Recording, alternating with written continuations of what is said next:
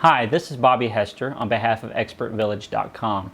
In this next clip, we're going to demonstrate how to clean the inside of your computer safely.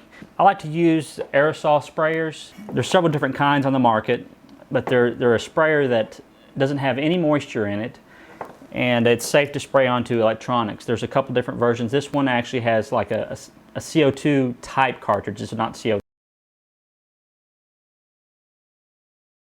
But it's a type. The cartridge looks similar to a CO2 cartridge, and you can spray that and spray the dust off the components of the computer. The thing I don't like about these type is they don't last very long.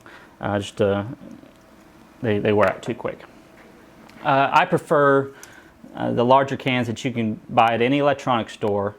These tend to last a lot longer. They work just the same, and they're actually cheaper than the ones that use a CO2 type cartridge. One of the most important things is you need to watch out for static electricity on electronic components. Static can fry your circuits very quickly. It just takes just a second of touching the computer in the wrong spot, and you can fry the circuit board or anything like that. So it's always recommend that you touch the back of the case by the power supply. Anytime that you might get away from the unit and come back to it, you want to touch it. That'll discharge any static that you have built up on you before you open up a case. Also, if your computer's still under warranty, or if you don't feel comfortable with opening up the case in your computer, you shouldn't. If you don't feel comfortable doing this, then just have a professional open up your case and clean it for you. So now we're going to open up our case. Once again, many manufacturers, this would void your warranty. If that's the case, I would recommend that you just take it to a professional dealer and have them clean it out for you. Inside the case, I have got quite a bit of dust built up right here on the fans, especially is where it really builds up. And this is called the heat sink that's right on top of the processor.